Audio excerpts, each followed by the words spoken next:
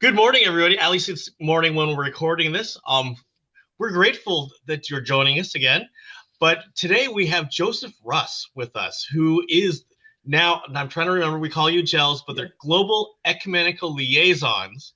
But he's the correct. one for the Synod of the Pacific, Rocky Mountains, Synod of the Southwest, Southern California, and Hawaii. I think I got it all. Yeah, Four, right? yeah, yeah. Four. Therefore, Yes. So we're just just four excited to synods. have you. Yeah, We had a conversation like a month ago, and we're like, we just need to record all of what just Joseph was talking about. We're just talking about like your experiences, what you do. So you were originally a mission coworker in El Salvador. So yeah, first welcome, and then thanks. just tell us about what you've done in your experience in El Salvador. Yeah. No, and thank you all so much for having me.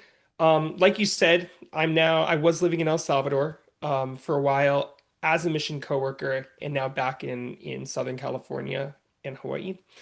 And living in Los Angeles. I am originally from Los Angeles. I grew up here, I went to school here, and then for 9 years was living in El Salvador. And for the last three of those years was a mission coworker. And that was my position was in response to a 2018 General Assembly overture that was originally submitted by Pacific Presbytery. Wow. And it called for the creation of a network of organizations in Central America, Mexico, and the United States that do work around migration to come together, inform the advocacy that's being done internationally and within the United States, and also to collaborate on education around peace building, immigration issues in Central America, Mexico, and the U.S and we launched 2 years ago. We had some robust participation from folks from several of the presbyteries in the Synod of Southern California and Hawaii, some folks in the Presbytery of Tampa Bay, and all over the country, as well as Mexico, U.S., Mexico, El Salvador, Guatemala, and Honduras. And and since then, I still continue accompanying this network, but now I'm working primarily in the United States supporting those four synods and a lot of the presbyteries and churches within those synods. So I'm just really curious, like what was the work that you were doing? Like you gave the big broad Yeah, overview. Can you like, I would love to get for you to get a little specific, like what you were doing. absolutely. Yeah. So the so a lot of my work, because I was based in El Salvador, was supporting the work that was being done in El Salvador. So one of our primary partners that we work with there, the Reformed Calvinist Church of El Salvador, or we call them IRCES for Iglesia Reformada Calvinista de El Salvador. Um, and it's less of a mouthful. They In 2014, following the arrival of a large number of unaccompanied minors at the U.S.-Mexico border, and then the deportation of those folks back to Central America, a lot of the state systems in El Salvador were overwhelmed by so many people, and especially children, being returned. And so the church in El Salvador mobilized, came together, and with some support from Presbyterian disaster assistance, was able to provide some support for the state, receiving the children that were being deported back to El Salvador and trying to give them as positive a welcome as people could in those really challenging circumstances. And that was one of the moments that people said, "Oh, we really need to do something about this. And we need to do something together about this." Yeah. There are churches in the United States that are doing amazing work receiving and welcoming migrants coming from Central America, Mexico, and around the world, that are supporting with legal accompaniment, that are connecting people with legal resources. And just like that, there are churches and programs that we work with in El Salvador that are receiving returnees.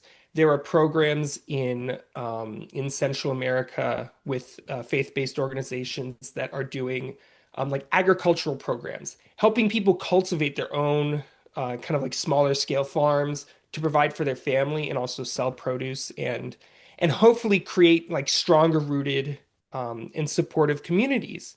In El Salvador, there's there are programs that we collaborate with in Guatemala through SEDEPCA. That's the Mm. it's an educational center, but they also have a disaster assistance program. They have a program for women's empowerment and education. And so all of these programs are operating and are helping people make better decisions around migration, helping them with education, with some more economic stability, so that when people are considering, well, okay, how am I doing, or what can I do, they can do so with their rights being better respected. But even in those contexts, and even with the incredible work that's happening, there wasn't as much collaboration between all of these different programs. Being able to talk and sit together about, well, we have our own strategy here in Honduras, and we have our strategy in the United States. But how can we start working on these in concert together? Yeah. How can we start informing each other about, well, what are the issues that we're dealing with mostly here? How is migration changing? And um, and it was, I think the network ended up launching at a really good and important time, because we had our first kind of launch program in 2024 in El Salvador, Mm. with around 62 participants from more than 50 different churches, organizations, communities throughout all 5 countries. Um, and then, as I think a lot of us are aware, the whole landscape of migration in the Western Hemisphere has changed dramatically. Yeah. And so this is now, that network of people, organizations, has already been established. People have connections with one another that are both professional and personal and spiritual. Um, and so now we're all kind of connected. We're all in conversation, and being able to look at these big pictures and pick out these sort of examples of how each of us is responding, I think is going to be really helpful as we continue to, figure out, well, what do we do, and what do we do together to face these issues? So, Joseph, I wonder if you can talk a little bit about the change or the shift from your previous position as a mission coworker to Yeah. this new position. Because one of the things that I know, there's some words on the street that our denomination is no longer doing mission, and I'm like, that is so not true. So I wonder if you can help us understand a little bit more about that shift. Yeah, absolutely. And it's, I am aware that there's a lot of conversation around it, and I think that there's a lot of confusion about exactly what happened and is happening. And you're right. I used to be a mission coworker, and a lot of mission coworkers worked with a specific partner in um, a, another country and did some kind of really important specific work with that partner. But a lot of the most valuable work that mission coworkers have been doing has been like helping connect the church in mission, helping like form strategic partnerships, helping people figure out, okay, well, how is it that we're going to actually collaborate together? And so a lot of that work that the Mission Network has been doing since 2024 about putting people in touch and helping build those relationships, that's a lot of what mission cowork or the probably some of the most valuable work that mission coworkers did. And that work, at least the intention is that work continues through global ecumenical liaisons. Some of us, like myself, are based in the United States supporting specific synods.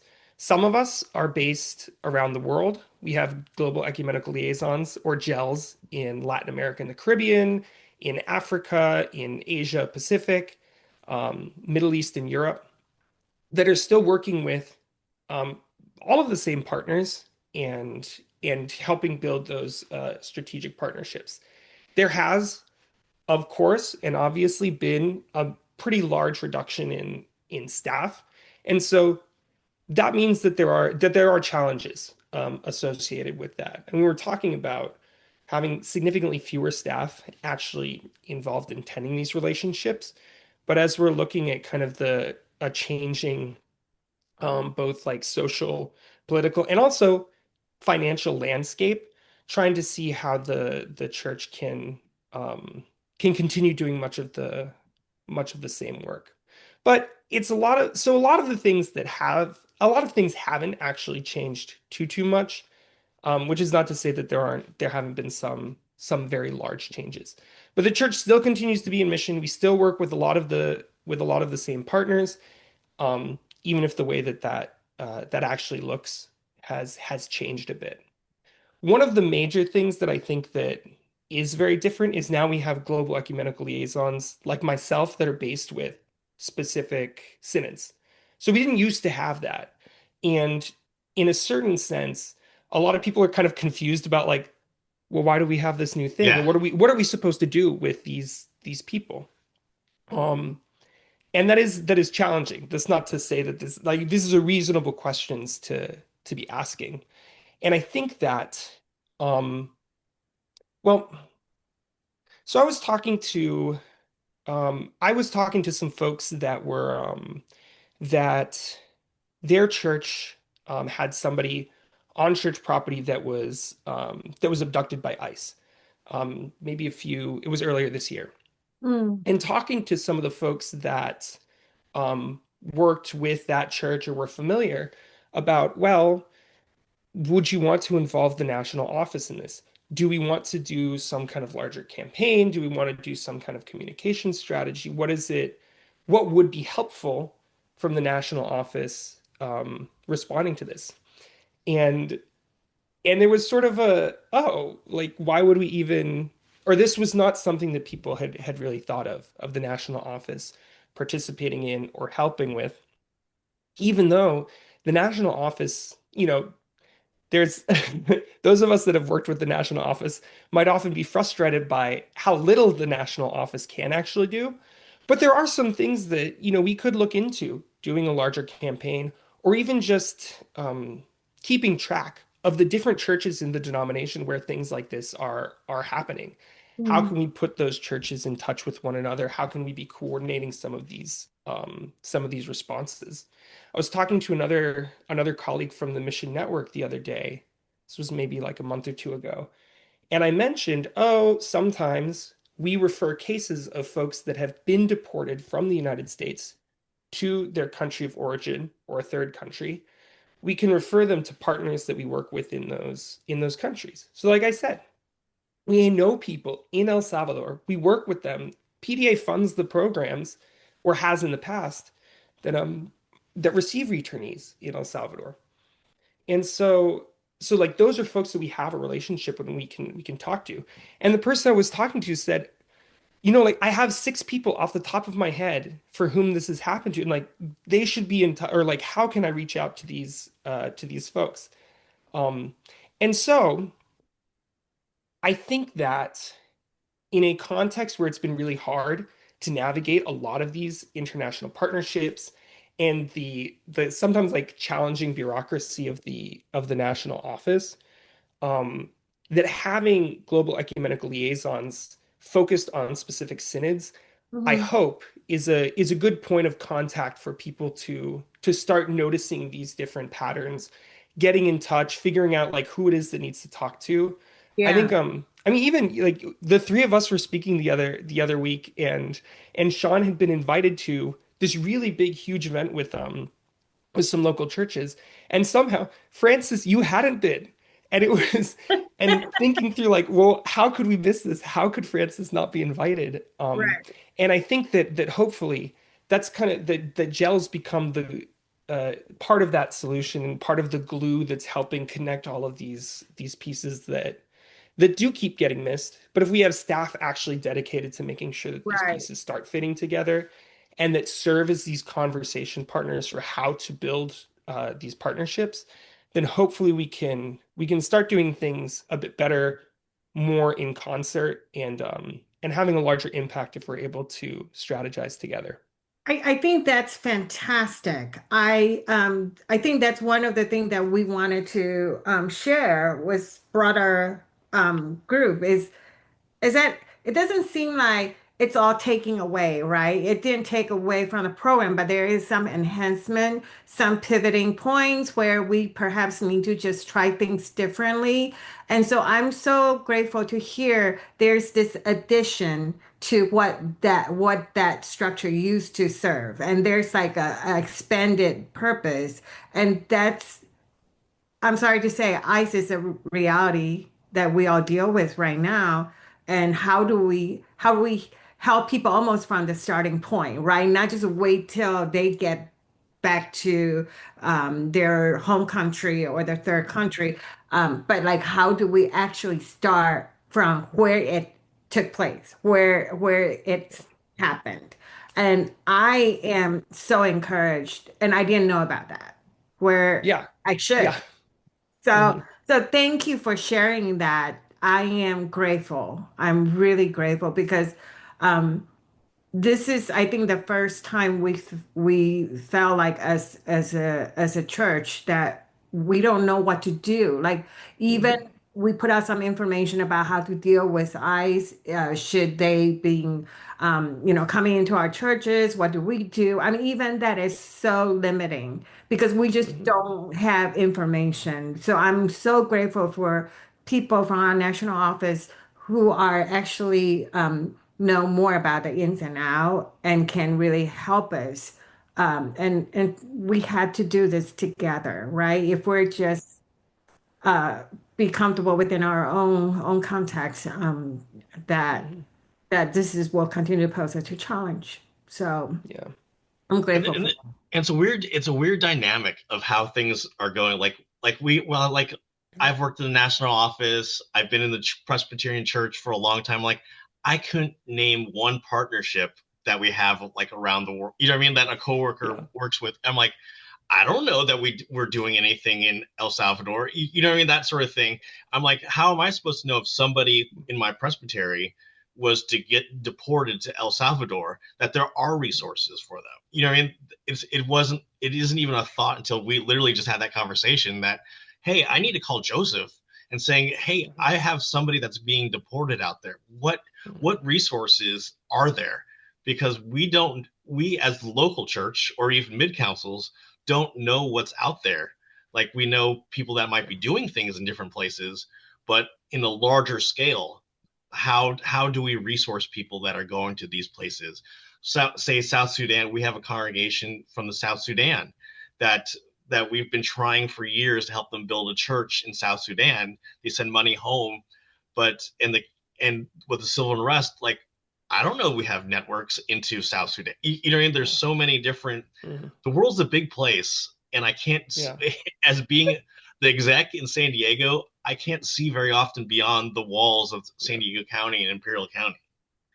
Hmm. Yeah, Right. I mean, and that's such a huge like area to, and I've met with so many of the churches there as well, and like each church has their own dynamics and Yeah. issues and priorities and needs that you all have to be really attuned to. That there's a certain limit to the bandwidth that everybody has. Well, and I don't, sometimes it's not so much the bandwidth, it's the issue. It's that we simply don't know what we don't know. Mm. Yeah. Right? Yeah. And so my hope is that during this transition, communication can be made better, where Yeah. and sometimes it's not to fault people because I haven't Hmm. lived that, right? Sometimes you could put Hmm. out communication and you could make sure everything like newsletter, you send out social media, all that, and people are still like, well, when did you do that? Right? Like Yeah. I Yeah. literally been short of just shouting in front of you, look at me, this is coming, right? And so Yeah. that's our challenges as Hmm. trying to get that point across. So that's Yeah. my prayer that we Yeah. can be more Hmm. attuned, attentive as well when the communication comes. But Yeah, and I think part of it is that it's not like we're going, okay, what we did and how we did it was right or wrong or whatever. We Yeah. just need to live into the reality. And I think that's where we want to have this conversation. It's like, okay, here's the reality of where we are, whether the decisions were right or wrong, people are mad about whatever, but we need to figure out, okay, now how do we work as a church? Like now that we have global ecumenical liaisons, how can my presbytery use them? You know what I mean?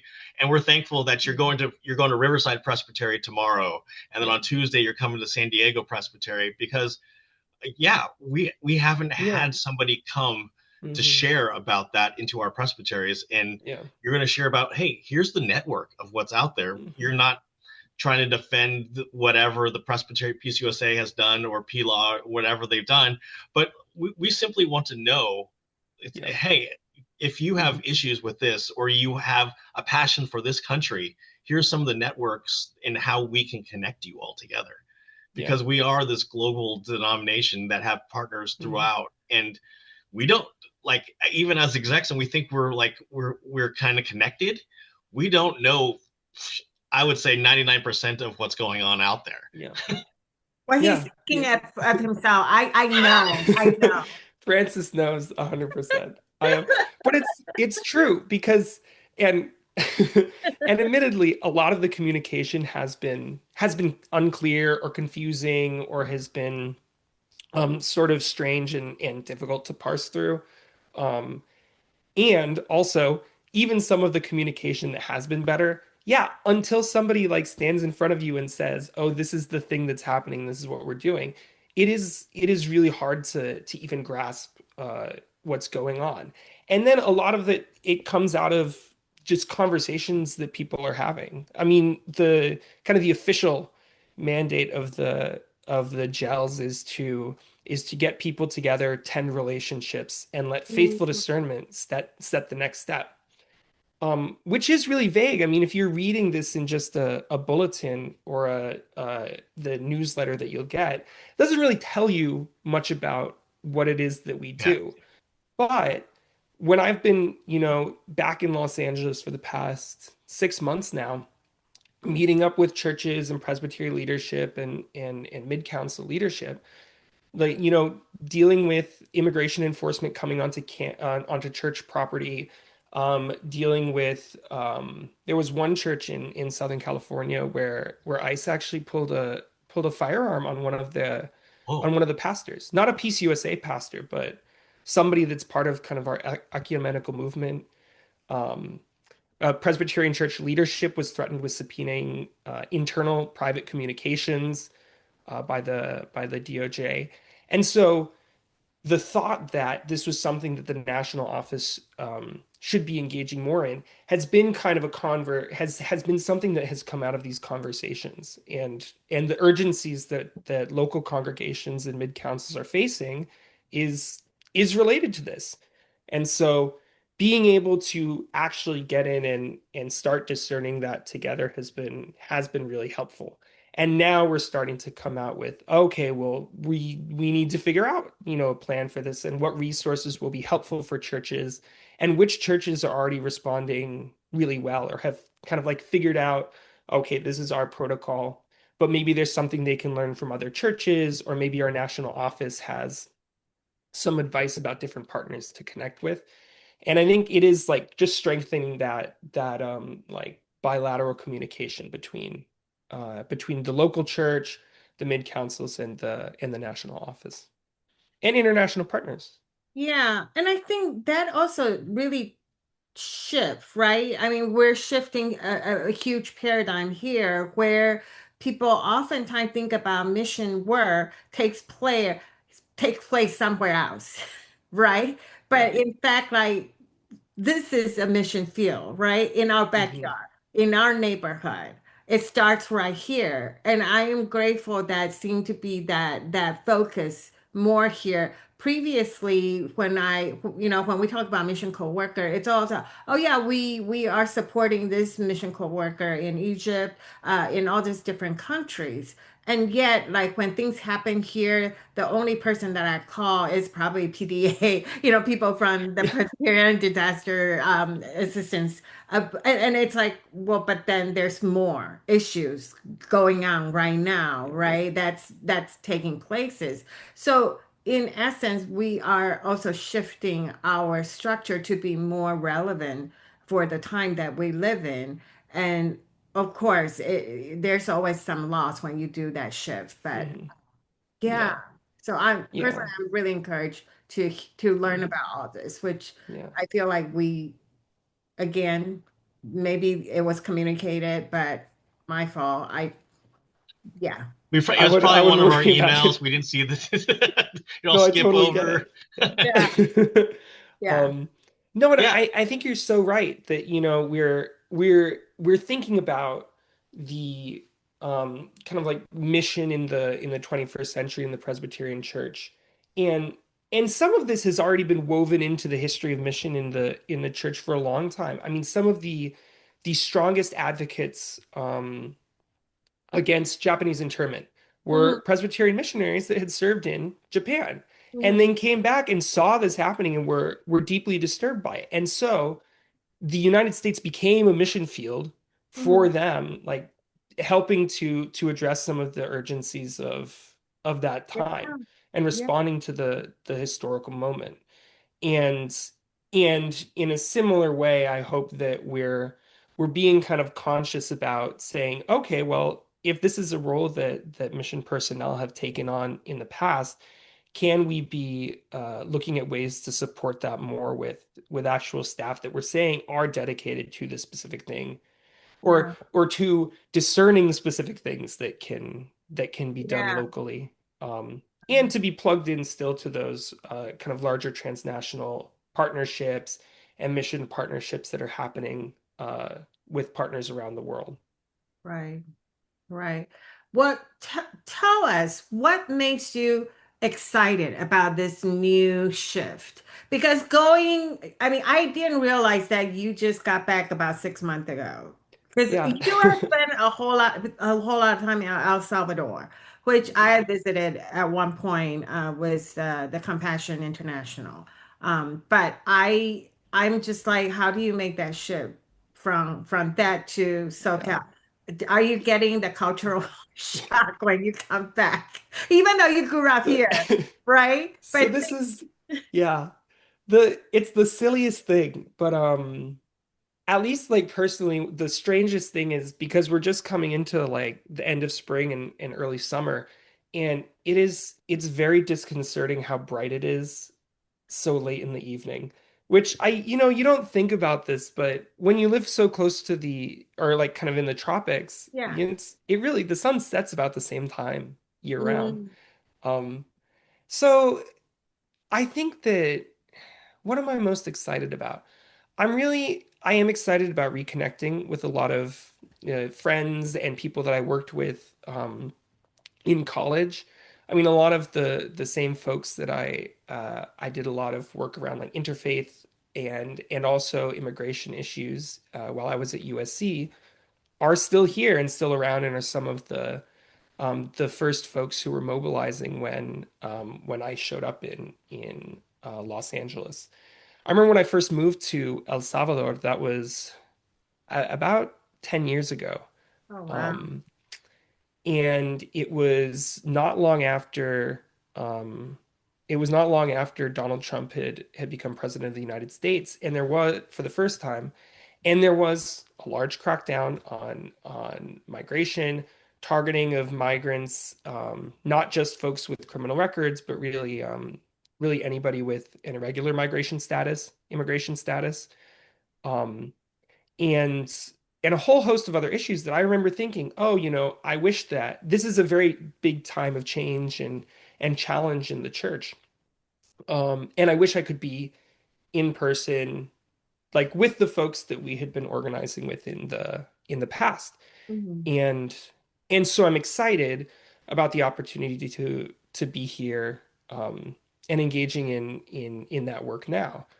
I'm excited because of a lot of the experiences and learnings that I've had, the people that I've connected with outside the United States, and a lot of the wisdom that I think that brings to the work. So that really excites me. Um, and I'm excited about all the amazing folks that I'm getting to meet, that are doing this work, that are engaged. I think that there's a lot of hunger in a lot of the churches and presbyteries that I've met with, about frustrations with, for the past decade plus of immigration policy in the United States, and saying, hey, like, something needs to change. We need to be doing something different.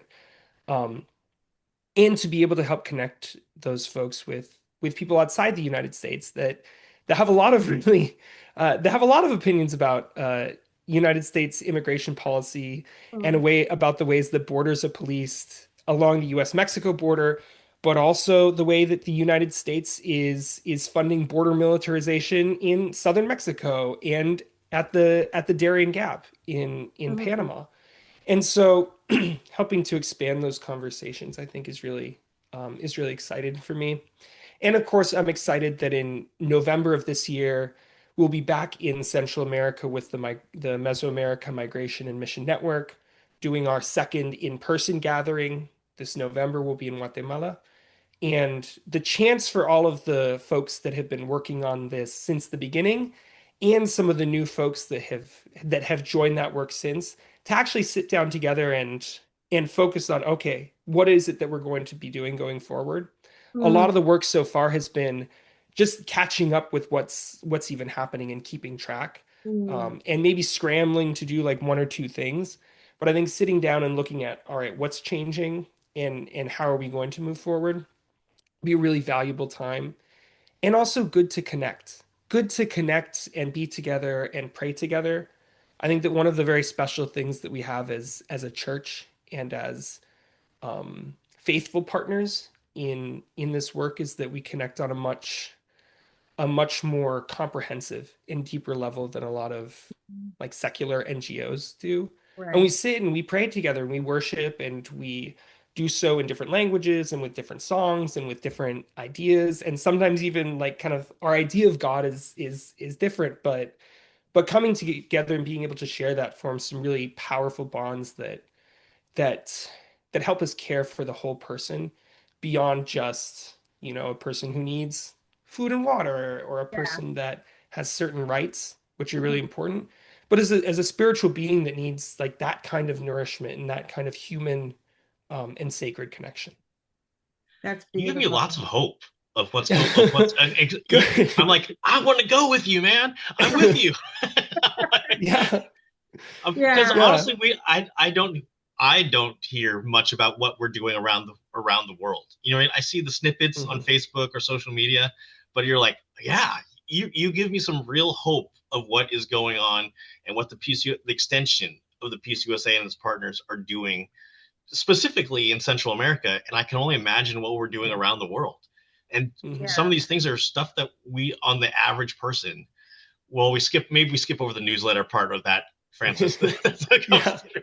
But I did. It's I confess I did. I definitely do. And it's, I'll Yeah. like skim through on a good day. Yeah. yeah, So, but the question that yeah. we always ask people is, what gives you hope in this world of so many things, the changing demographics of the world, culture clashes, everything. What, as a gel or even as a person, what gives Yeah. you hope in the church? Hope is admittedly I feel like it's the hardest thing to cultivate. It's very Mhm. challenging to be hopeful and to cultivate it. It's because things are so difficult and things are sad and you look at the news, you listen to the news um and it does feel like there's some kind of new crisis or something worse is happening or something is getting worse or more challenging. Um and I think that the things that give me hope are the people that I get to do this work with. Mhm. Um, there's there are every Tuesday we go to with a group of the godmothers of the disappeared. It's like an interfaith group of mostly led by women, although there are men like myself who join. And we go and we stand outside the federal building in Los Angeles where people have been detained. Immigrants are, sometimes not even immigrants, but people that have been targeted by ICE. Um, and there was last week, there was a woman there who had come for her immigration appointment, um, as she was supposed to, because this is part of her regularization process. And and ICE had at her mandated immigration appointment had taken her husband um, and detained him. And it happened like right as we showed up with the godmothers of the disappeared to have our weekly vigil. And this is not a good start to a story about hope, but it's the fact that the church was there and that, you know, a person comes out like crying and in tears because something awful has just happened and because a family has been ripped apart, and that the church is there on the front lines, able to receive that person, able to pray with that person, able to accompany them to their next appointment, to download their like tracking app, etc. um that that the very fact that the church is present in the moments that it's most needed, I think is very hopeful. I think that a lot of times, you know, even us as the church, but also a lot of my friends who are not people of faith or are not connected to a faith community, um, is sort of look at the church as increasingly irrelevant in today's society. And I find it hopeful when the I find it necessary and I find it hopeful when the church really does rise to the occasion. Something that we don't do often enough. I mean, and it's, you know, we are not perfect people. All have sinned. We fall short of the glory of God every single day, and the church is no exception. But the moments when the church really does show up and is there when people are at their darkest moment to give some sort of real support, and also to just sit and pray and be hurt with someone, I think that that is really hopeful. I think it gives me hope for a kind of Christianity that comes out of this, that really has a vision for grace and love and justice and peace, and and I think hopefully has the commitment and the passion to make that happen. Joseph, as an immigrant, myself, I just it really touched my heart. And thank you for doing that, and thank you for saying that. That gives me tremendous hope. And what you just shared is the essence of gospel, right? The good news. How we love someone who's so different than us, but still a child of God. Mhm. And oftentimes immigrants feel so lonely on this journey. They don't know where to turn to. And the process is long and challenging.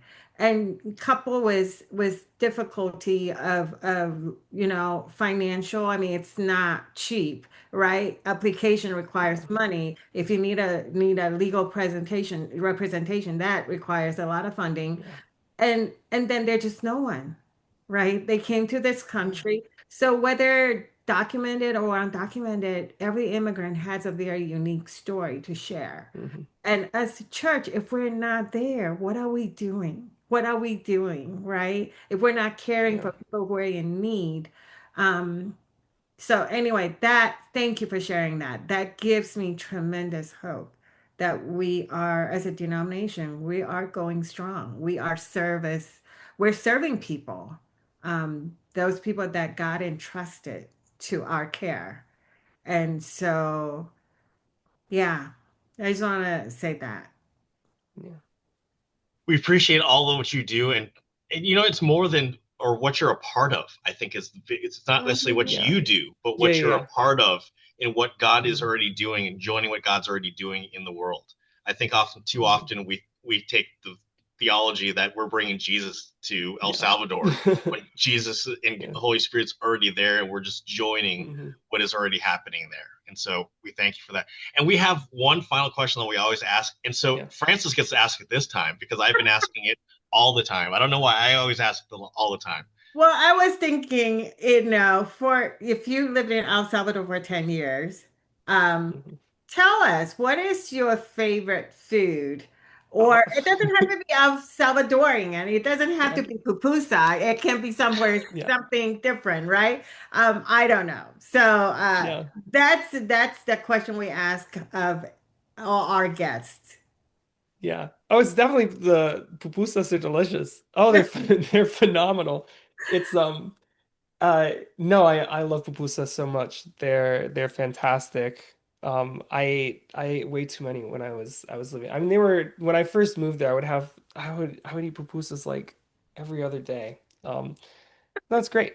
Yeah. But you don't, do you have one? Like, I didn't mean to put that in your Oh, in the thing. So tell like us any favorite food? I really any like shrimp. favorite Anything. I love anything. shrimp. Any kind Oh, of shrimp. Shrimp is delicious.